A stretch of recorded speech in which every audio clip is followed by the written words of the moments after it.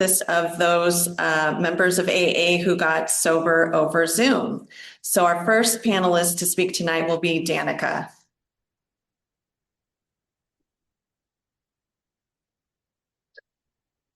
There. Hi again, Danica. I'm an alcoholic. Thank you guys so much for having me. As you heard, Love and Service is my home group.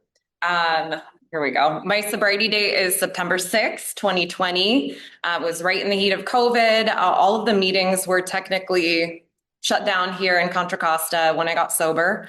I have a sponsor. She's been my sponsor since my first meeting of Alcoholics Anonymous. She's taken me through the steps. We meet regularly. It was suggested that I get a commitment. And since I've gotten sober, I've had a commitment, or at this point, commitments the whole time. I also have the privilege of sponsoring other women. And like I said, I have a home group. I regularly attend meetings. All of these things were suggested to me when I got sober. And they were suggested to me by people that had what I wanted, that seemed to be enjoying life in the absence of alcohol, which was something that I never imagined was possible. So the level of desperation that I had when I came in here, I was willing to do whatever appeared to be working, whatever you guys suggested, whether it was a cult or not. I had questions when I got sober. I'm here to tell you it's not. So that's a little bit of that. And people, like, when they hear my sobriety date that I got sober on Zoom, they're like, wow, that's amazing. I never could have done it. Good for you. And I'm here to tell you, I don't believe that.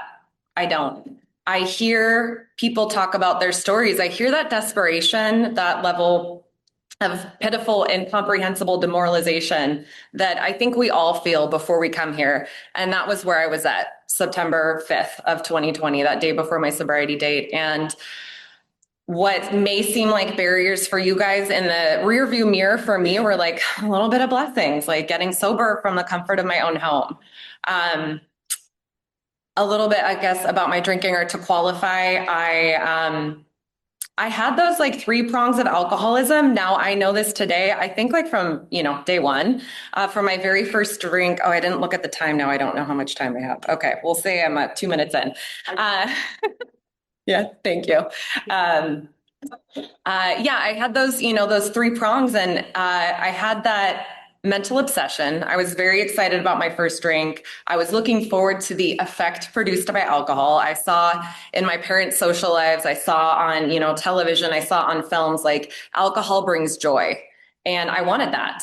As soon as I had that first drink, that first sip, like, immediately I wanted another drink. I was thinking about, how do I get that next drink? And I was a minor with my friend's parents on vacation. And so I was really trying to, like, my whole mental capacity went to, how do I get that next drink?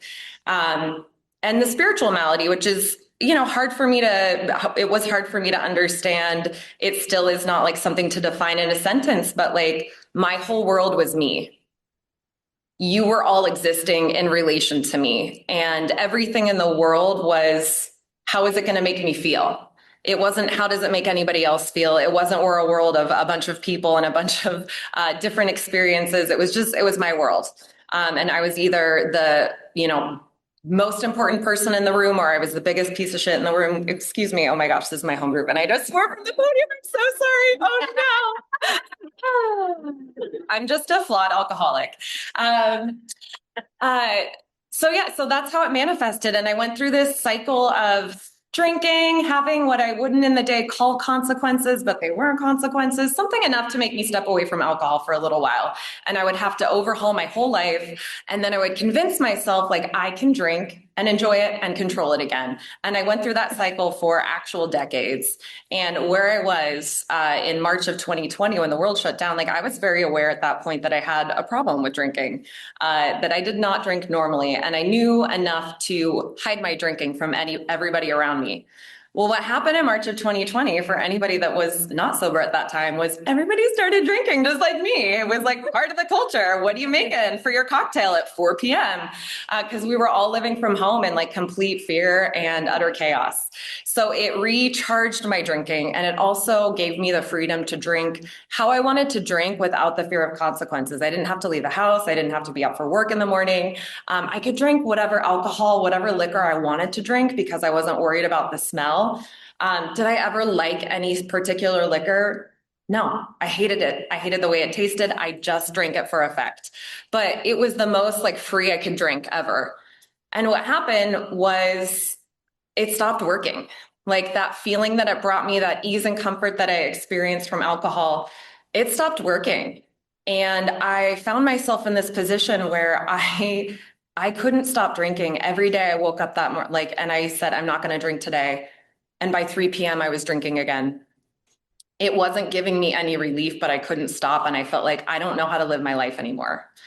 Um, so I had at that point a friend that was sober in the program of Alcoholics Anonymous. And after some period of suffering, in the absence of alcohol, I finally was in enough pain to call her up and say, I need to go to a meeting.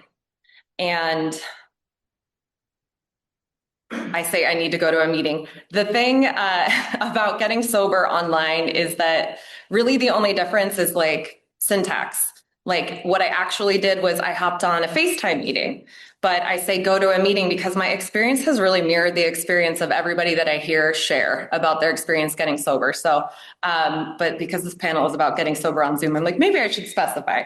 I went over to her house and we went on a FaceTime meeting that her sponsor was hosting. And I had enough like self-knowledge at that point and enough fear and enough misery to know I need to do this all the way. I had been to a handful of AA meetings actually in person before the world shut down. And I knew like I needed an anchor into it. And it was explained to me that that was through sponsorship. So at the end of that meeting, I felt very hopeful. I saw people on their couches with their partners that were experiencing this scary time in the world with a lot of joy, with a lot of freedom, with a lot of laughter. Their lives were together. And I would have disbelieved that they were alcoholics like me, except they talked about drinking like I drank. They talked about the feelings that I had that I was so ashamed of having. And so I knew there was something for me here. So at that meeting, there was a woman there. I had my friend call her up and ask her to sponsor me. I was terrified of contacting, of having human interaction. She asked me some questions, and one of them was, are you willing to go to any lengths for your sobriety? And I said, yes. I did not feel like there was a way forward for me on my own. We met the next night. We started reading the big book, and she understood the importance of having that face-to-face contact. And she said, look, I know the world shut down, but here's how I would like to do this. We can sit outside in my backyard. You can sit on one end of the table. I'll sit on the other, and we can read the book and I'll take you through the steps. If you're comfortable with that, I'd be happy to do that. And if you're not, we can meet online. And so we did that. And I'm so glad that she did, because it was different. It was absolutely different. We're a hybrid meeting, so I think a lot of you have the experience of like, you just experience a connection differently when you get to sit face to face. And I'm really grateful that she was willing to do that. After that meeting, I hopped on the 11 service meeting on my way home in my car on Zoom. And my sponsor had just told me to get a commitment. And they were announcing that they needed somebody to, they were in need of some commitments. So a week later, I became the screen sharer. So the readings that we do at the beginning of the meetings, I was sharing those readings on the screen of the meeting. And what that did for me was a lot of things, but it gave me a connection to the fellowship. It made me show up consistently. That was not something that I could do before. I looked at the clock and I'm like, I'm out of time. Oh my God, I really got to get going. So if you hear the panic in my voice, oh, great. Thank you. We have time to get sober. And, I had my friend call this woman to ask her to sponsor me. Like, I was really afraid of interacting with people, but being a part of the group, I was forced to. I had this like controlled and outlined channel to talk to other people. And I don't know what it was about me, but people seemed to know that I was new. And they met me with like a lot of love, a lot of like graciousness, and an invitation to come back. An invitation to come back to the next meeting and come hear the speaker. Are you going to go to this meeting? Are you going to go to this conference? We were having conferences online. And I got invited to participate in a lot of service work. I didn't know what it was, but my sponsor told me, say yes to anything AA that you're able to do. And so that's just what I was doing. And that cult that I was afraid of joining, like I got to see kind of behind the curtain. And I got to see that we are, as a fellowship, in charge of AA. It's not a cult. There are no instructions prescribed to us, that these are lessons, these are principles, these 36 principles, the steps, the traditions, the concepts.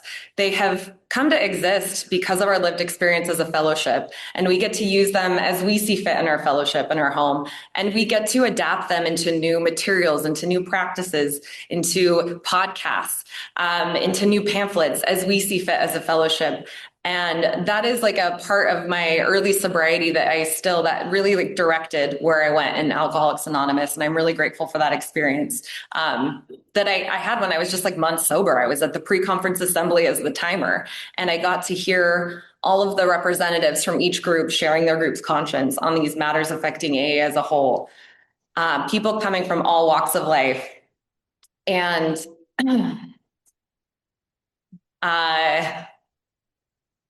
I will share something that I don't think I've talked about this before, but I was thinking about my experience getting sober on Zoom. And there was this, I think in July, we decided the Sunday night meeting when I was doing the readings online, I was screen sharing them online, that we were going back in person. And I was one of just a few Zoom babies. And I was very loved and very cherished. And I thought, well, they should make an exception and like have a parade for me to come back to this meeting in person.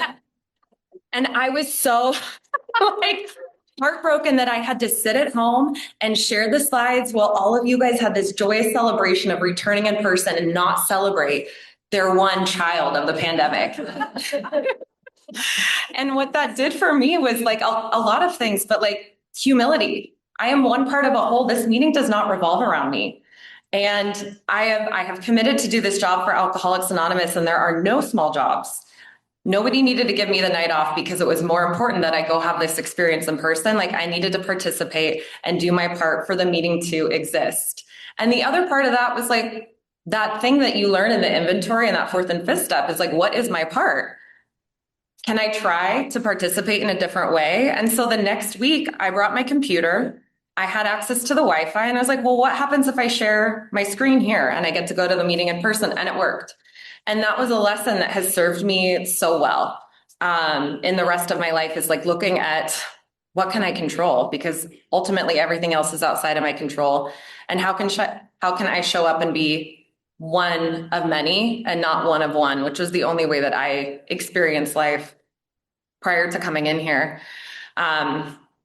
I am getting pretty close. 1 minute. Okay. I will share this.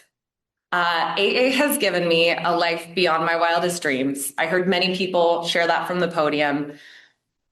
I didn't know if I believed it. I thought a lot of things had to change for me to feel that way. And in some ways, so many things have changed. And in other ways, a lot of things haven't changed. And I'm getting married to the woman of my dreams, who I met here at home group through service. And we, for the women here, you guys will understand, I've been dress shopping and I went to try on my dream dress today that I love so much. It is this, like, it's giving Margot Robbie and Wuthering Heights, like, drama. But I wanted to try it on with my fiance's dress to see, you know, how things looked. And it overshadowed hers. And so goodbye dream dress, moving on, looking at other silhouettes that are not exactly what it's not the dream dress. This is like I'm settling. Mm-hmm. And my mom was like, oh, I'm sorry you had to give that up. And I'm like, you know what? I told the sales lady, if this is the trade-off for every other moment I have with the woman of my dreams, I'll do it 10 times. I'll do it 1,000 times. I'll do it 1,000,000 times. It's one day in one dress versus the rest of my life.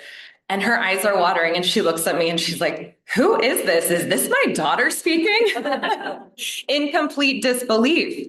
She doesn't see the day-to-day things like that, but Alcoholics Anonymous has given me that experience in so many different situations in my life.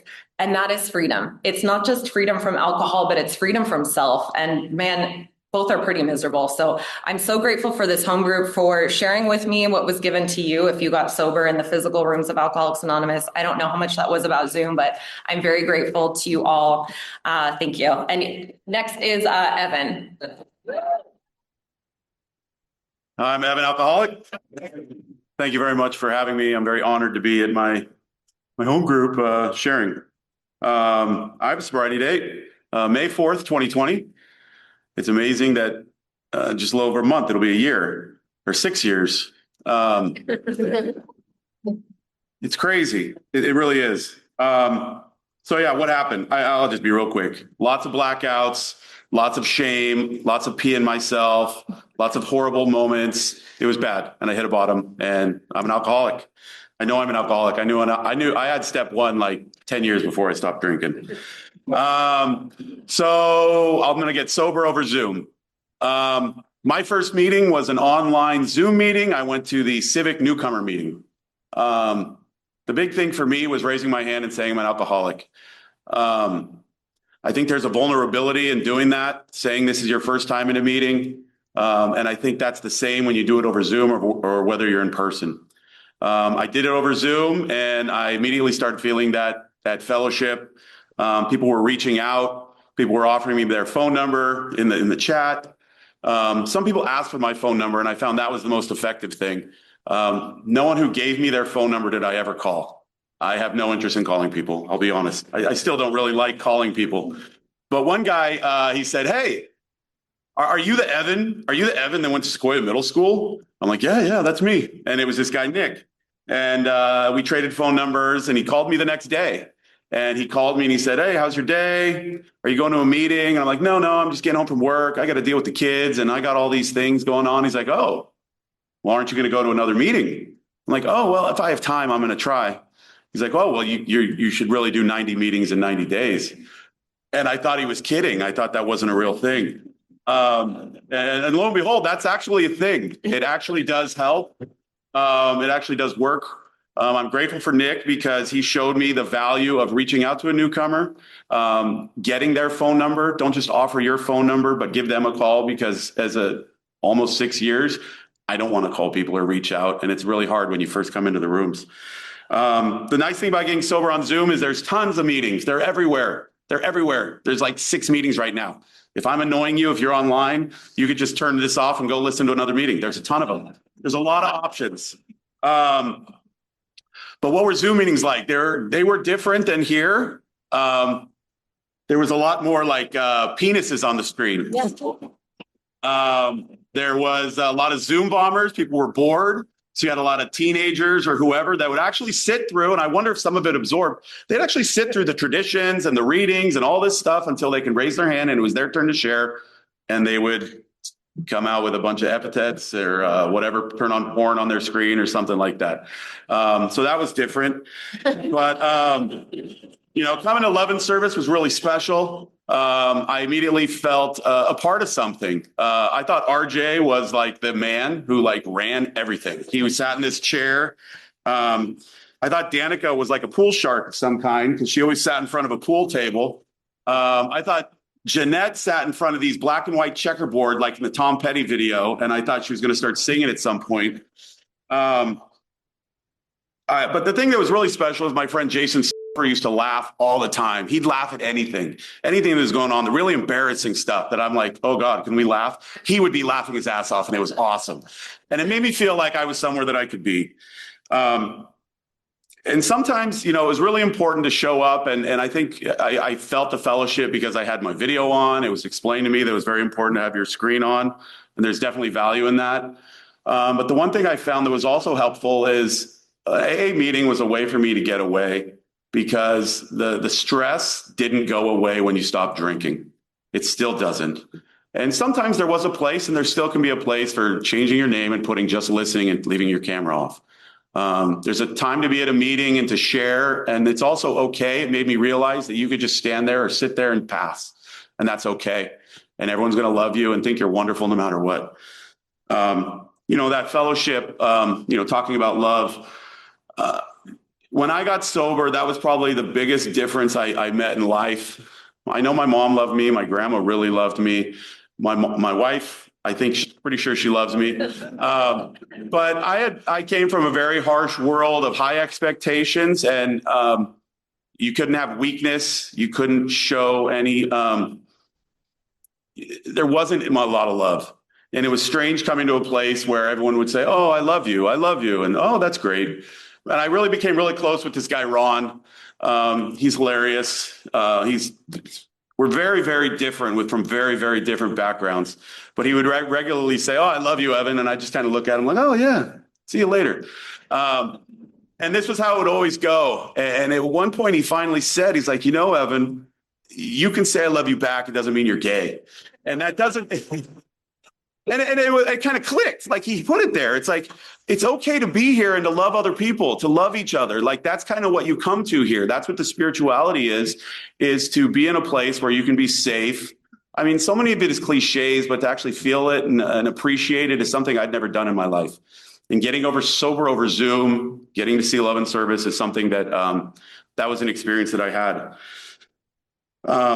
Service was really important. It's funny hearing Danica talk about being the screen share. I thought I was the most important timer in the entire world. Annie was the newcomer rep, and she asked if I could help her out, and so I was more than happy to do that. My sponsor, I was away with my family, and my sponsor said, "Hey, I'd like you to go to a business meeting." And at first I thought, "Oh, wow, I must have made it if I'm going to go to the business meeting." But little did I know we should all be going to the business meeting, because everybody's voice is important and everyone has an obligation to be heard, and we have an obligation to hear everybody. And these are all things I learned going to a lot of different meetings.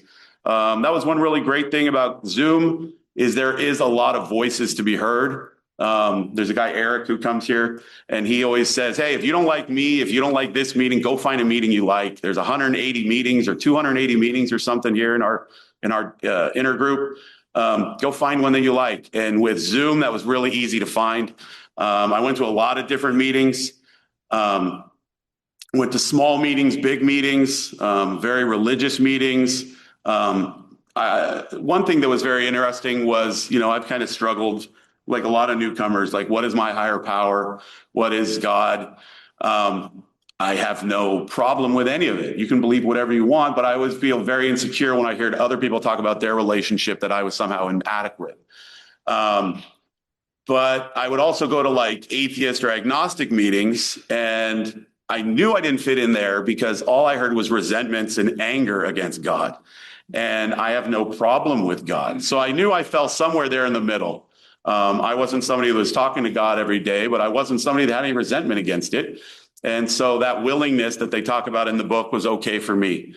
The fellowship of meeting people on Zoom was really important. There are a lot of special people that you meet. I was really grateful. Our current newcomer rep, Drew, opened up a meeting in his backyard, him and his wife, Allison. The first meeting I ever went to was like, the world was shut down and I was able to go to a meeting and I just left my mask on and it was really special.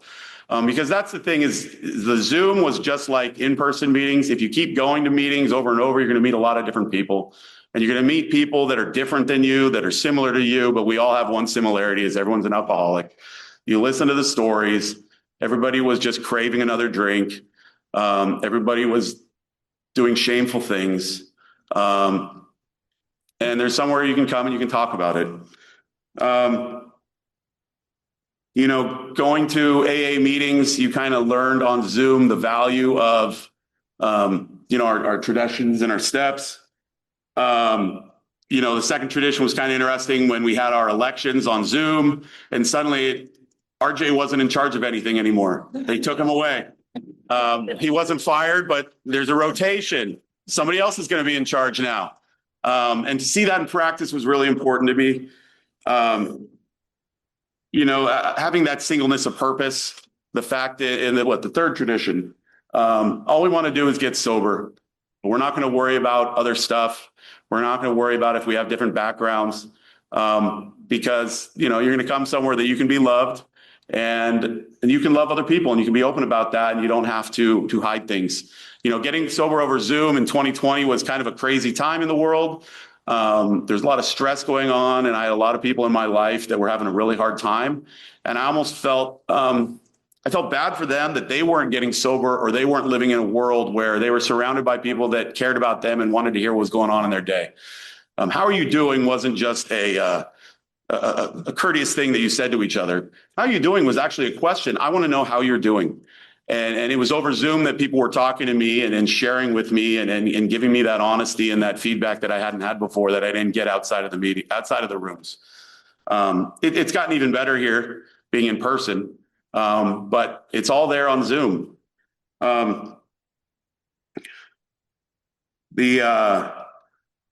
Like I said, there's a lot of different meetings. I thought the 10th tradition was really important. We're kind of in a bubble here in the Bay Area. If you go to meetings from around the country, there's a lot of different bubbles. And it kind of demonstrated to me why it was really important that we should focus on our sobriety and our recovery and trying to avoid talking about things that are outside issues. I'd go to meetings sometimes that would be focused on a particular angle on an outside issue, and everyone agreed with each other because they all knew each other and they were all friends. I wasn't of the same ilk as they were, and I never wanted to go to that meeting again. So it was easy, and it didn't mean much to me at the time. But as I've had more sobriety and been in AA a little longer, it also helped me realize why it is important to, continue to focus on our sobriety and not try and bring our outside angst into what we're dealing with every day. The anonymity is really important. I need to improve and be more honest. I try that every day, but at the same time, I'm also anonymous. I don't wear my alcoholism in my sleeve when I'm out in my everyday life. I don't do that. I still am in that very harsh world where people are very judgmental and I would be judged. And it's something special to be able to come into these rooms and to know that I can trust everybody and I can share things from my life or from my past and not have to worry about whether they're going to be held against me when I'm at work the next day. The other really cool thing about it is that we almost have like a secret club here. It's often that I bump into somebody that I know from the real world and getting to know them and be like, hey, whoa, yes, what are you doing here? People come recently. And it's special because you almost have a secret handshake when you're outside, out and about, and you have a closer connection to them as well. So I think I would end with, I was talking about God earlier. I think coming up on 6 years, I'm much more comfortable with it. I talked about going to the agnostic meetings. There are a lot of people. There's been a lot going on in my life and my family recently. Our Opa died a couple weeks ago, and he had his funeral last Friday, and he was Jewish. And the rabbi had an amazing, whatever they call it at the burial in the Jewish faith. But he was talking about God, and he was talking about the Jewish faith, and he was talking about prayer, and he was talking about living a godly life. And he was making really clear, because Opa Jerry, he didn't practice, but he was the kind of guy that everyone wanted to be, and that you could be of God without being in the church every day, without praying every day, as long as you were living that spiritual life, being the person that you know you're supposed to be. And I'm kind of finally getting in that place where I'm doing the things I need to do. I'm talking to the people I need to talk to. I'm meeting the commitments I'm supposed to make. And I do feel close to God. It's not the same God as most of the people in this room probably have. And it's finally come to that point that that's okay. I'm not really that worried about it. So, for newcomers here, I'm glad you're here. I hope we don't bother you. Remember, there's a ton of meetings on Zoom. Go find a good one if that's your desire. But thank you very much for letting me share.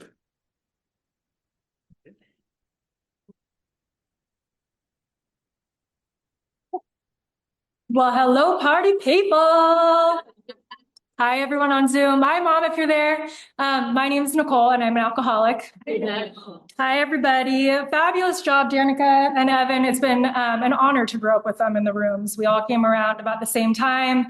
It's been really cool. And to say that, to qualify, today's my birthday, right? So March 29th, 2020 was a pivotal day for me. And to stand here and say that I haven't touched alcohol in 6 years just blows my mind.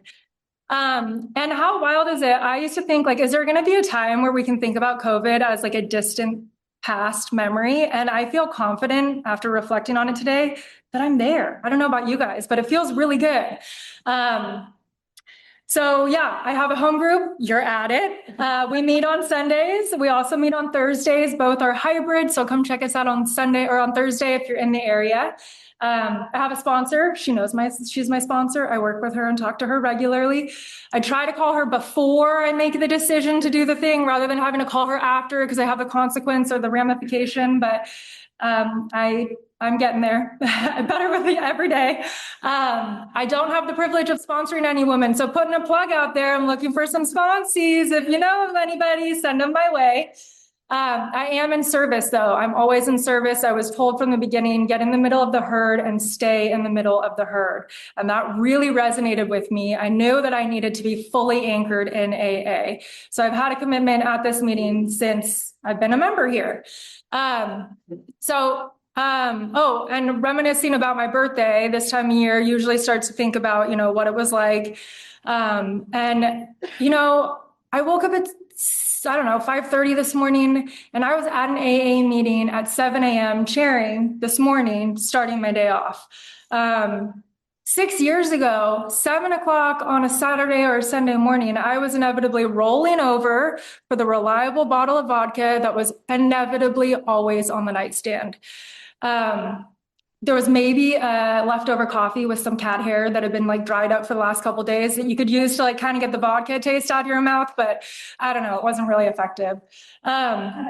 So that's kind of what the drinking looked like. And I'll bring you back to September 2019. So just pre-COVID, I was over at my mom's house and I couldn't find my work phone. Yet it was where I put it every single day.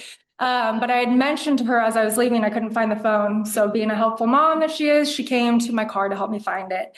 And we're going through all the stuff. And then I remembered, I don't know if anyone can relate to this, but I was so paranoid that people were going through my trash, predominantly my mom, but potentially others, that, and I had housemates. And so I was drinking maybe a bottle a day and I was hiding these bottles in places and they would start clinking. And I was so afraid that somebody in my house could hear the clinking. So in the dark of the night, I would dress in all black. I knew where the unlocked dumpsters were. I'd put all the evidence in the trunk. I'd drive around like a maniac. I'd dispose of the evidence and we were all cool.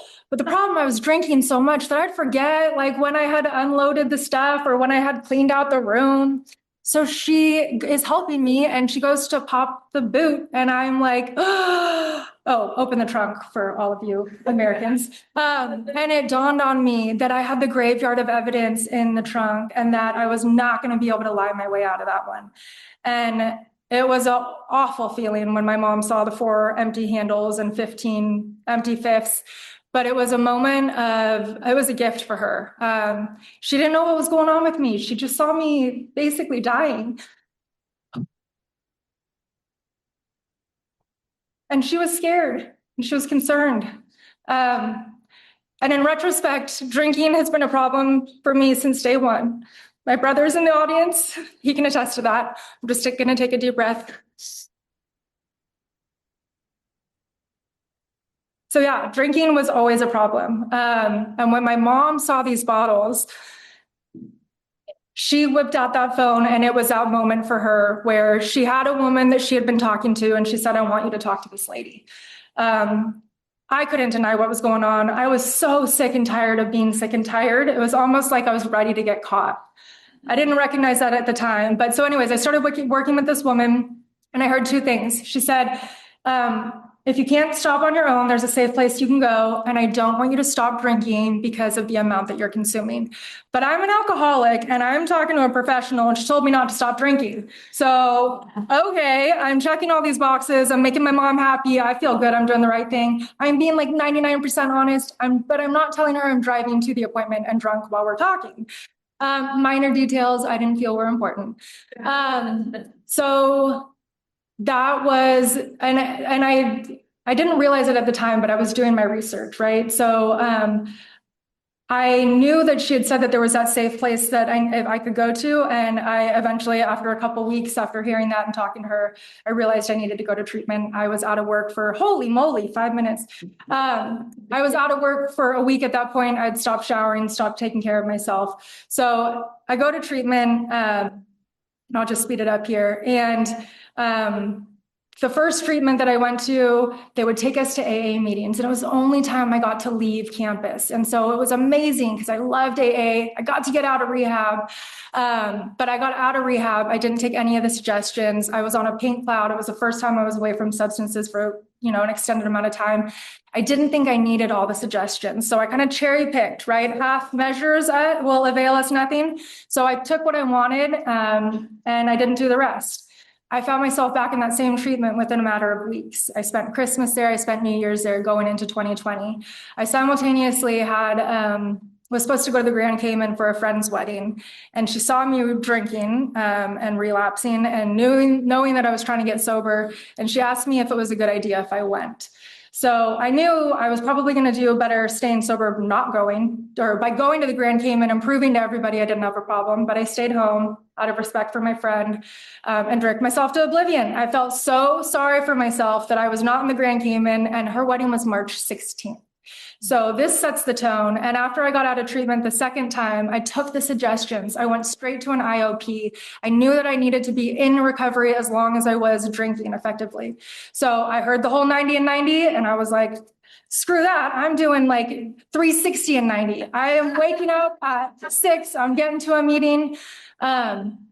So I got a little lost there in my story, but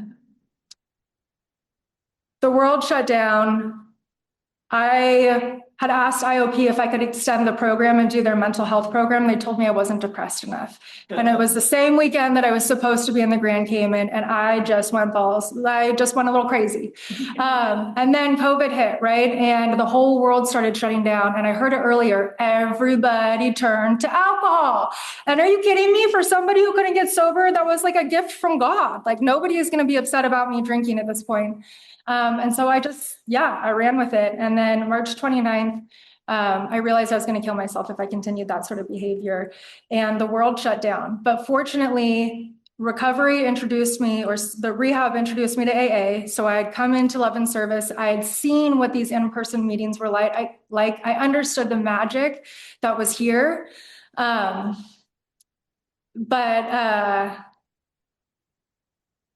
The world shut down, right? So we went to Zoom. It was so impressive how quickly, literally overnight, AA banded together. People were of service, they volunteered, and we started having meetings online. It was freaking fabulous.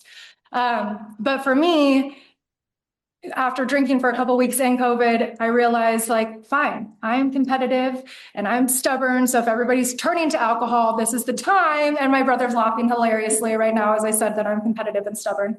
But this is the time that I'm going to get sober. If all you people are turning to booze, this is my time to get it. I dug into AA hard. I was of service. I helped Jeanette with her checkered background that Evan was talking about before. And Kat, Nick, they were my two first commitments, people that I was helping out with. And I felt so lousy because my only job was to turn the slide, pay attention to the meeting and turn the slide. But I was still drinking. And so I'd doze off during the middle of the meeting. And then I'd wake up and I'd be like, oh my God, what slide are we on? Where do I need to be? And I felt so much shame for that, right? It's great that we can laugh about it now, but I felt so crappy. You may have heard a head full of AA and a belly full of booze. It's just a disaster. It's no fun. So, but they were so gracious. They told me just to keep coming back and that they would love me regardless. And it was so cool. It was a time when, the meetings were all on Zoom. And so it was mentioned earlier, we missed some of the chemistry, some of the magic that happens when we're in person. But it was also really cool because I was driving around with a bunch of folding chairs in my trunk, right? Because you never knew where the bonfire meeting or the backyard meeting or the cool, at somebody's home meeting was going to be. And I got involved heavily with the Danville Fellowship. They had a 6 a.m. meeting. So I was on that meeting at 6 a.m.